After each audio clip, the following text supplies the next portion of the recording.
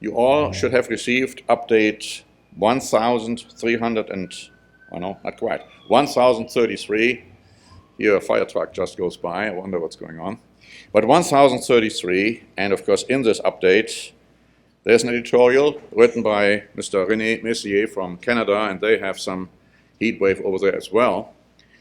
He's pointing out that there are different concepts regarding who is qualified to rule in the future, and he first talks about men in his present stage and state, totally unqualified. He's talking about angels, but they are not really qualified either, because we have seen that angels have sinned under Lucifer's direction. Of course, Lucifer became Satan, angels became demons. So the only one who cannot sin is God and the God family, and that is why God has decided to reproduce himself, as we used to say, correctly and rightly so, and to reproduce himself through man. And so it is your and my potential to become God beings in the God family, and as such we will be unable to sin, because we will be unwilling to sin, and we will have perfect character. Of course, that presupposes the concept that we are going to qualify to become part of the God family. I'm going to skip for a moment the current events and want to jump right into the Q&A, which was written by Mr. Paul Niehoff in Australia, and he is talking about the sons of the prophets. The sons of the prophets are mentioned several times in the Old Testament in particular, and he is looking at all those scriptures and pointing out who they were and what meaning it has also for us today, insofar as what their job was. So please, if you haven't already done so, read that very interesting and revealing article. In the work section, we are talking about the fact that we have posted the sermonette and the sermon for this year, for this week in Germany, and the sermonette from last week, and also the sermonette and the sermon which were given here last week. We also have now sent our newest German booklet on, in English, the meaning of God's fall holy days, to the printer over there, which is being printed and has already been posted on the German website. Now that gets me now into the current events, and I am intending to speak quite a bit about some of the things which we have published in the update, and some of the things which will be published, but they came after the update was already released. And by the way, if you have not received your update, or if you would like to have an automatic sending it to you each week, you only have to subscribe to it, and we'll be happy to send it to you via email. You always should be getting it then Thursday night or Friday morning. In our current events section, we talk about the fact that it appears like that Fox News is trying to ignore Mr. Trump, and for several weeks now, nobody has actually had him on, whereas Newsmax is regularly broadcasting live his rallies. The last one was last night. So the question is, why is it happening? And it appears like that Fox News under the new leadership is becoming more and more, or wanting to become more and more like CNN. At least that's what some have suggested. But if, of course, Mr. Trump is coming back to power, then things may change, and his friends who have become indifferent may become his friends again, so we will see. It all shows the incredible hypocrisy which we are encountering when it comes to politics and political issues. The one article I like to really emphasize right now is the statement by Hungarian Prime Minister regarding races. And he made the very appropriate comment that there are races, and he got, within the human family that is, and he got, of course, absolutely blasted for this, and some ridiculous comments were made that, oh, this shouldn't be mentioned at all, you don't want to talk about races because that's divisive, and so on. Of course, we do have to say that, on the one hand, to describe all human beings as belonging to the human race is correct. You understand that. However, to say that there are no human races is ludicrous. The Bible speaks of 3 human races: black, yellow, and white. And of course, then there are obviously mixtures among those.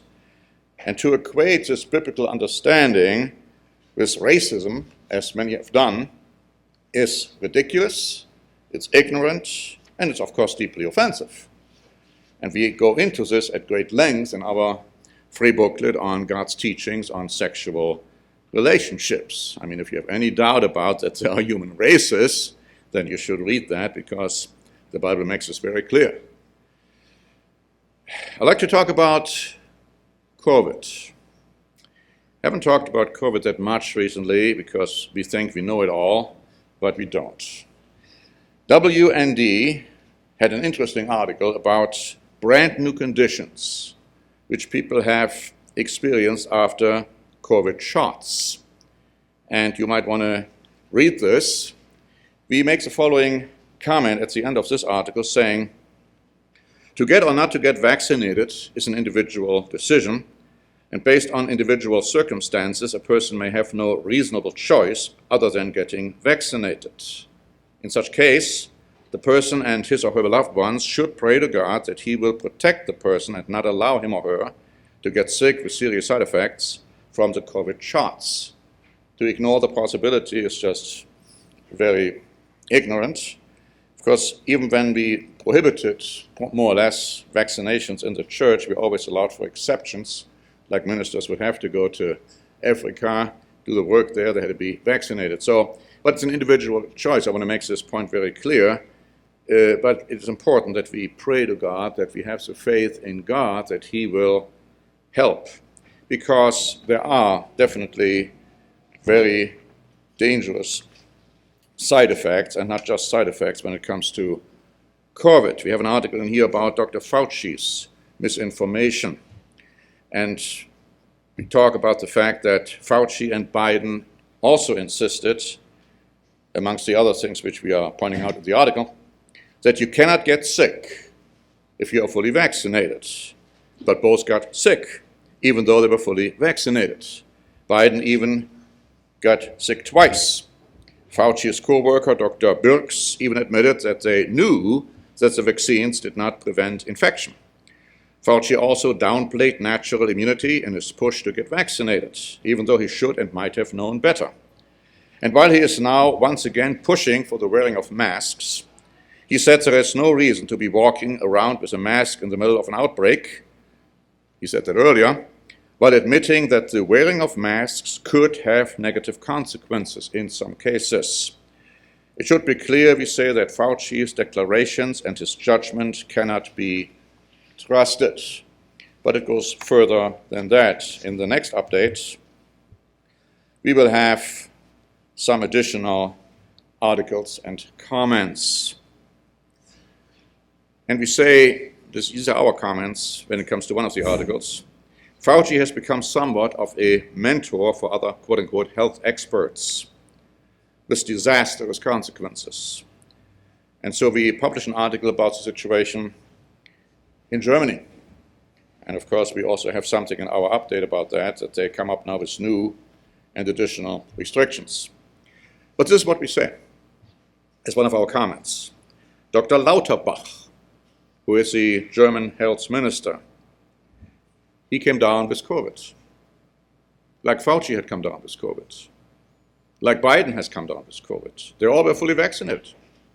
Had all the booster shots. So Lauterbach now has COVID. And we say he doesn't have to seem to have much confidence in those vaccines, as he is now taking the corona pill Paxlovid to avoid complications, even though his symptoms are allegedly quote-unquote mild. So did Biden. After he came down with COVID the first time in July, subsequently he came down with it again, and as of yesterday, he had COVID for 7 consecutive days. Now they say that as of today he is tested negative. We are being told that his symptoms were mild as well, if you want to believe that. We were told the same thing when Fauci was diagnosed with COVID, but the symptoms did not turn out to be mild at all in his case. Now, the interesting thing is that German doctors warn against Paxlovid. According to a German paper of today, the medication causes side effects such as high blood pressure, diarrhea, muscle pain, and whatever other side effects there may be we don't even know of. And it should only be taken, according to the doctor's advice over there in Germany, after diligent medical consideration and consultation. The article also points out that it is unknown why corona returns after taking Paxlovid. So that's the status of COVID and the medications and the extra pills which people are taking now. And it looks like after they get all of that, they come down with COVID. Now, I found this article by Bild Online regarding Mr. Lauterbach in Germany, whom I call the alter ego of Fauci. I found this commentary quite interesting. This is what it says. Germany is back in the corona crisis, but not because of the virus, but because of the rules. The threatening rule chaos is homemade. While other countries like Switzerland, Austria, France rely on freedom instead of measures, Health Minister Lauterbach and Justice Minister Buschmann are sending Germany back to arbitrary rule. Masks are compulsory in schools, even though children almost never get sick. Vaccinations every 3 months to avoid wearing an FFP2 mask in the restaurant. It has nothing to do with health protection. Karl Lauterbach calls this the incentive for vaccination, but that is nothing more than vaccination pressure. Many people who have supported all corona measures in the past will say that is enough. We'll have to see whether that in fact is what the Germans are saying, because I'm afraid that may not be what Germans are saying, because Germans unfortunately have a completely wrong concept when it comes to quote-unquote obedience. By the way, I just taped the first opening night message for the feast, and I'll talk a little bit about what it means to be obedient to and not obedient to the government. We also talked about, already in this update, the fact that bin Laden's successor was killed in Afghanistan, and frankly, that this is due to the whole situation in Afghanistan is due to a colossal, monumental failure by Biden, as an article by Piers Morgan so aptly points out. We have a standing watch on that issue titled, Could There Be Another 9/11? It's not 7/11, it's 9/11. And here's a summary. While the free world has celebrated the assassination of al-Qaeda leader Ahmad al-Zawahiri in Afghanistan, the frightening prospect of a repeat of 9/11 has been raised in the press, and it was stated that President Biden, due to his disastrous and appalling abandonment of Afghanistan and his monumental failure, has now exposed the United States to a potential whole new world of pain and bloodshed at the hands of the very same terrorists who brought down the Twin Towers in 2001. Why is this so? And is a repeat of 9/11 possible, likely, or even inevitable? What does the Bible say? Do you know what the Bible says about this? Do you know some of the scriptures which strongly hint at attacks very similar to 9/11 here on American soil? And then we're talking about Pelosi's trip to Taiwan and her departure from Taiwan, and of course the aftermath. We say in our Q&As, or rather in our commentaries, that the situation involving China and Taiwan seems to mirror the situation regarding Russia and Ukraine. The United States has made no commitment to send troops to Taiwan in case of a Chinese occupation, but it has said it would send weapons to Taiwan to defend themselves, exactly what has been happening with Ukraine.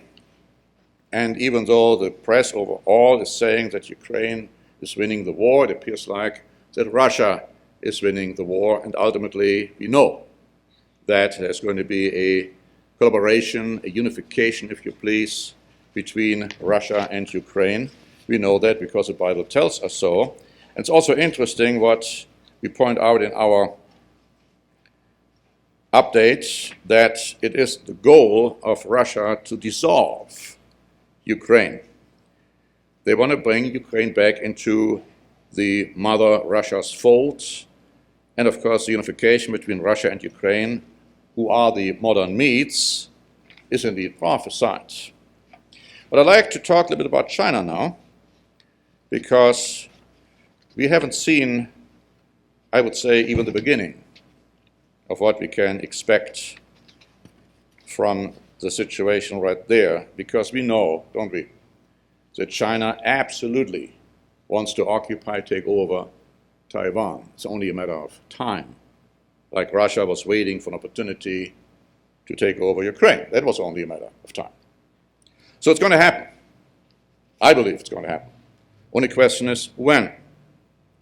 And the question is what the West is going to do about it. Now again, Bild Online wrote this following article about Snickers. You heard about Snickers, not sneakers, Snickers. It says one of the most successful chocolate bars collapses in front of the Chinese dictatorship.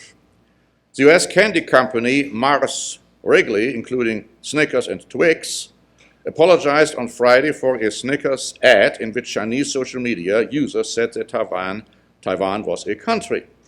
Unbelievable and inedible. The American bar giant posted an apology on its account and said the relevant content had been changed. The former Snickers slogan, "When you get hungry," would have to be rephrased, "When you get cowardly." Now, actually, the slogan has been, "You're not you when you're hungry." And so it would have to be changed to, "You're not you when you're a coward." Now, that's just a side development, I suppose, when it comes to China and the West and Taiwan, but things are blowing over in a much more difficult and dangerous way. The Sun wrote on August 6, China boasted it has rehearsed sinking US aircraft carriers using hypersonic missiles as part of a massive war games amid simmering tensions over Taiwan. Warships, warplanes, and missiles have all been moved towards the island for the massive Chinese war games, which in effect blockaded Taiwan. The foreign ships being referred to is clearly a barb at the US, with aircraft carrier USS Ronald Reagan and her strike group just days ago operating in the Philippine Sea. Chinese state media described the ship as retreating as she started to sail back towards its home port in Japan.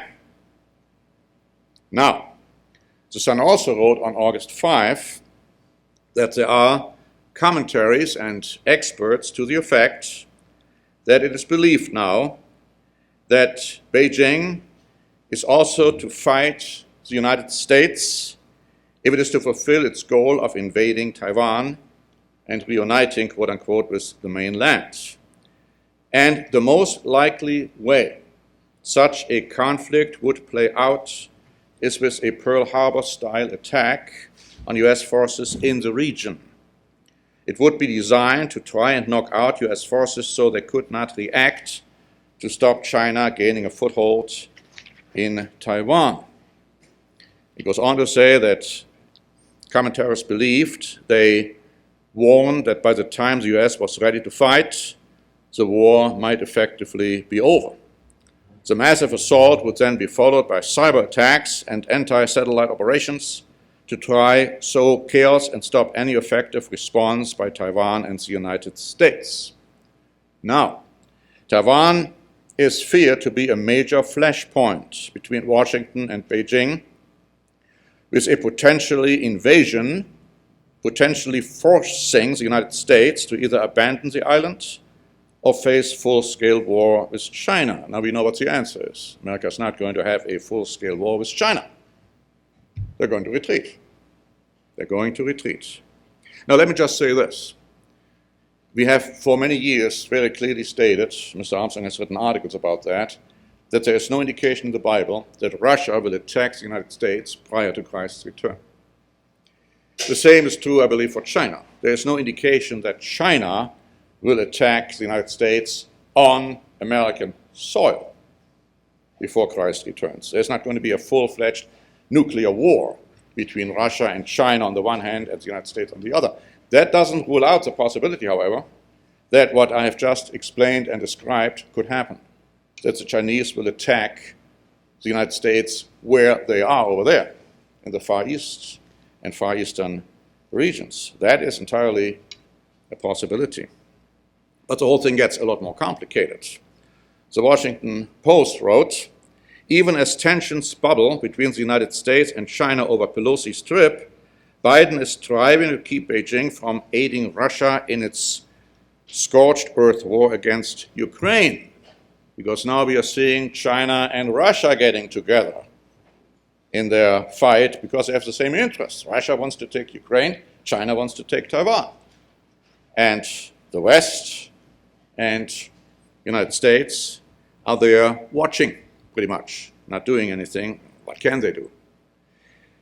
Now, Deutsche Welle wrote on August 5, German foreign policy faces a dilemma. China is Germany's most important trading partner. If Berlin took a clear stand against Chinese efforts to retake Taiwan, this could risk serious conflict. Even if there is no military confrontation, the Europeans and especially Germans will be the ones to suffer from the decoupling from the Chinese economy that Washington is now pushing.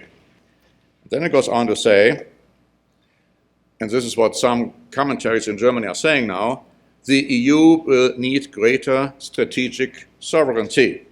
That would include a stronger political and military union. Does this ring any bell, perhaps?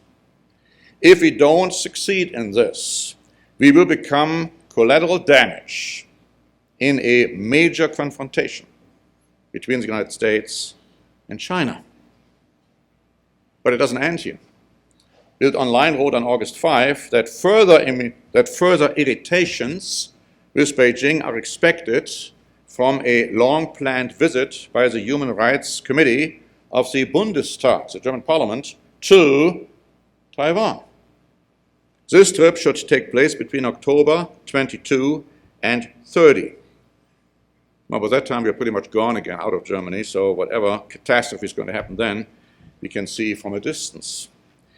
It says that MEPs from all 6 parliamentary groups in Germany are expected to take part in that trip. Now, you've already seen the reaction when Pelosi went there.